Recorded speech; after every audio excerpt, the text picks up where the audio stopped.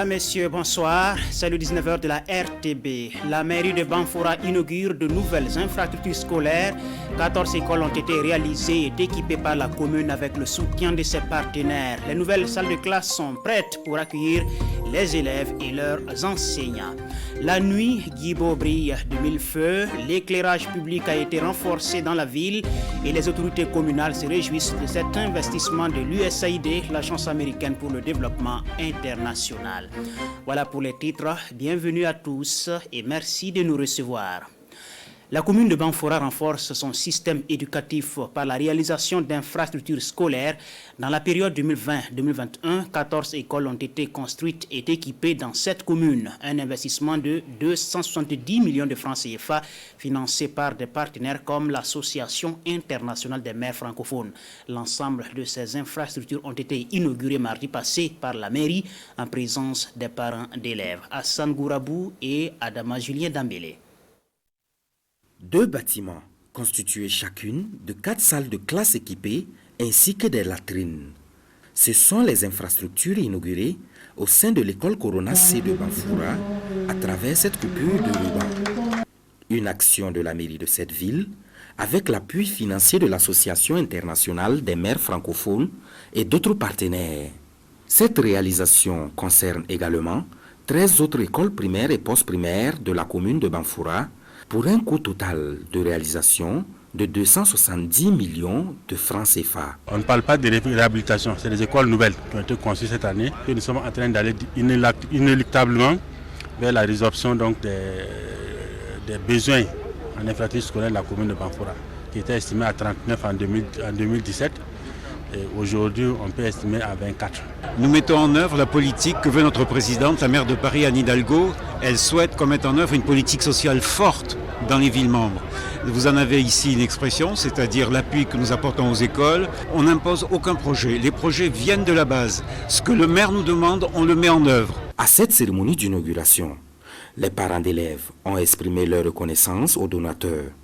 C'est également le lieu pour les responsables en charge de l'éducation de saluer cette initiative à sa juste valeur. On encourage vraiment l'ensemble des maires du Burkina de copier cet exemple pour nous permettre d'atteindre l'éducation universelle.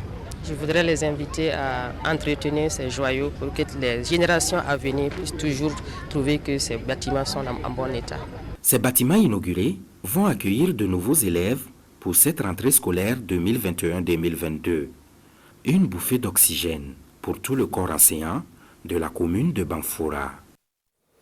Le réseau de la Société civile pour la nutrition et l'association d'appui et de promotion rurale du Goulmou conjuguent leurs efforts pour combattre la faim et la malnutrition au Burkina Faso. Les 2 structures ont organisé une formation au profit de leurs agents de terrain et des élus locaux à Fadangourma. L'objectif est de les amener à faire le plaidoyer auprès des collectivités territoriales afin que celles-ci s'intéressent davantage à la question de nutrition en y consacrant beaucoup plus de ressources dans les plans de développement. Mathias Nikiema, Jérôme Tendano. Ils sont points focaux, animateurs, élus locaux, engagés pour la cause de la nutrition dans la région de l'Est. Le réseau de la Société civile pour la nutrition, réseau NUT, renforce ici leurs capacités pour mener des plaidoyers auprès des collectivités territoriales. Ce plaidoyer-là se mène en équipe à travers les différentes communes, de sorte à ce que les personnes qui ont été appelées ici pour être renforcées puissent agir lors des sessions des conseils municipaux pour que, au niveau de la collectivité, les délibérations puissent permettre véritablement la prise en compte de la nutrition. Au-delà des collectivités, les participants entendent mettre à profit les acquis de cette formation pour sensibiliser les populations à la base. Les gens voient comme si ça regardait uniquement la santé ou bien l'alimentation. Pourtant, ce n'est pas ça. C'est le développement en général. Cette formation, ça va nous permettre qu'au retour au niveau de nos collectivités, nous puissions plaider pour qu'ils puissent prendre en compte le volet nutrition dans les PCD. Si nous, au repas, on va pouvoir aider les femmes avec les enfants, surtout les enfants de moins de 5 ans, et les femmes enceintes. La politique nationale de nutrition, les techniques de communication et de mobilisation sociale sont entre autres les modules à développer au cours de cette session de formation. Elle dure 2 jours. Djibo, plus que jamais éclairée, cette ville de la région du Sahel vient de voir l'installation de lampadaires pour renforcer l'éclairage public. L'USAID y a consacré plus de 100 millions de francs CFA. Le conseil municipal est naturellement heureux de voir l'obscurité céder la place à des activités scolaires et économiques une fois la nuit tombée. Pinidié Yano. Djibo, commune urbaine de la région du Sahel, sous des lampadaires solaires autonomes. Ainsi s'ouvre une nouvelle ère pour le commerce nocturne et l'apprentissage des élèves et étudiants. Au nombre de 55 lampadaires équipés de 110 banquettes, l'initiative est de l'USAID à travers le Burkina Faso Regional Programme. Les quelques jours que ces lampadaires sont en fonction a permis en tout cas à la ville de rayonner dans un sens très positif. Les activités nocturnes peuvent être menées sans inquiétude et nous sommes très reconnaissants et nous sommes très fiers. C'est une bonne chose pour la ville de Djibo parce qu'on en a besoin aujourd'hui. Il y avait quelques lampadaires qui étaient là, mais c'est vraiment insuffisant. Donc je pense que tout le monde est content d'avoir ces lampes et nous ne pouvons que les remercier. Grâce à ce lampadaire, les conditions de vie, la sécurité de la population seront améliorées selon le conseil régional. Comme j'ai dit ici, je lance un appel solennel pour que la population en tout cas utilise pour la bonne utilisation de ces lampadaires. Qu'ils sachent que c'est un bien commun, c'est notre bien à nous tous. Et pour que la lumière continue en tout cas à éclairer toujours notre ville, qu'ils prennent soin de ces lampadaires. Et pour que d'autres partenaires, s'ils voient que nous entretenons bien nos lampadaires, ce que nous avons, ils peuvent encore et seront encouragés à nous aider. Le Burkina Faso Regional Programme, en plus de ce lampadaire offert à la ville de Djibo, prévoit l'établissement gratuit de 5000 actes de naissance en cette année 2021. 3000 actes de naissance sont délivrés gratuits à la population en 2020 et 6000 cartes nationales d'identité burkinabé. Alors à l'est du Burkina, où l'association Bouyaba plante des arbres pour participer à la reforestation. C'est une association féminine qui travaille au développement socio-économique des femmes. À cette campagne, les membres de cette association ont pu mettre en terre plus d'1 millier de plantes. Ici à Kanana.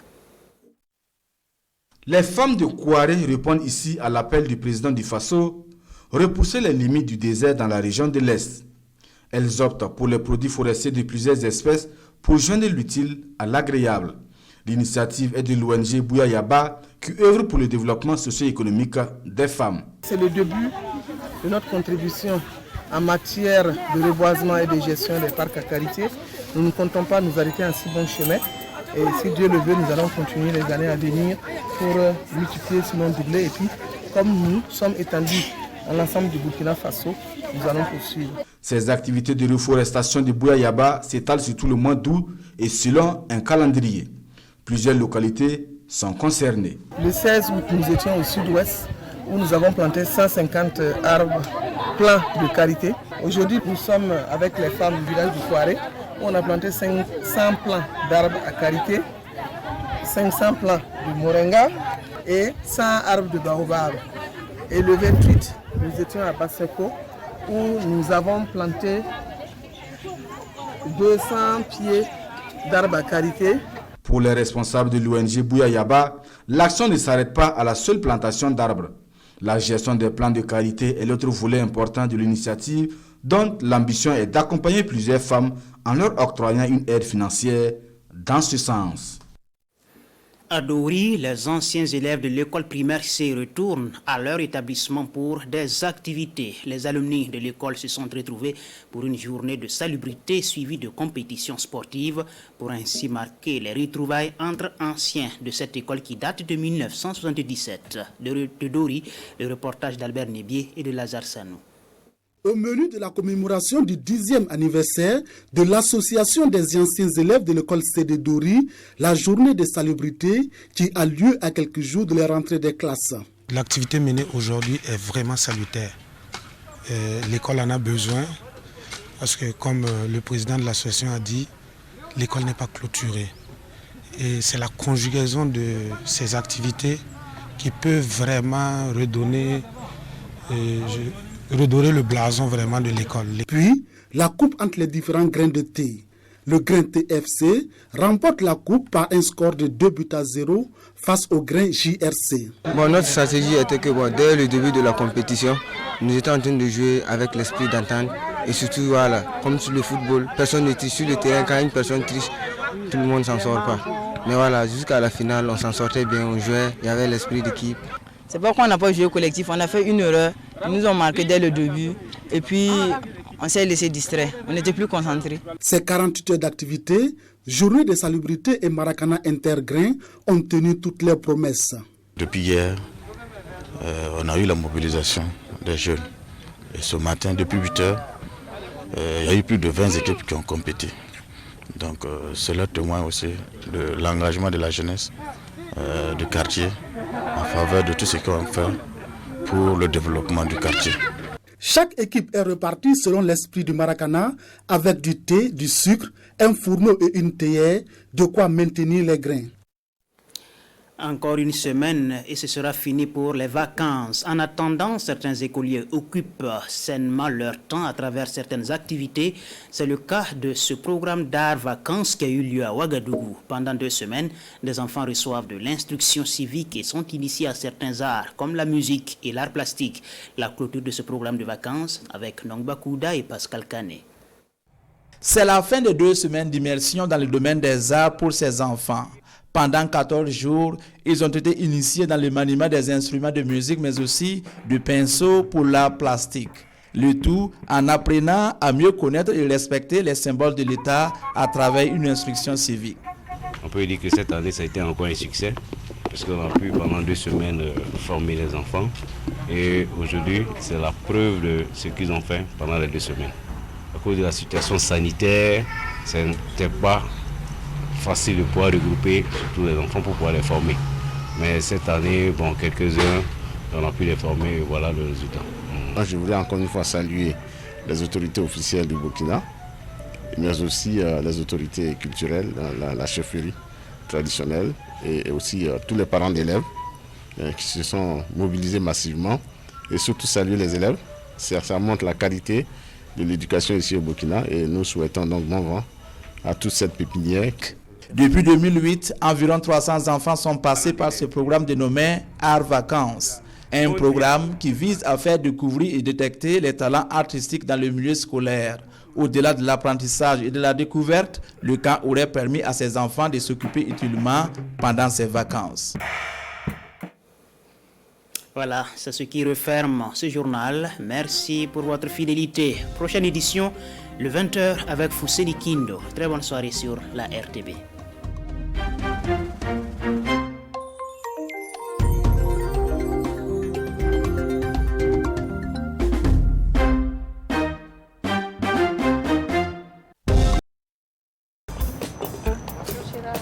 Bonjour.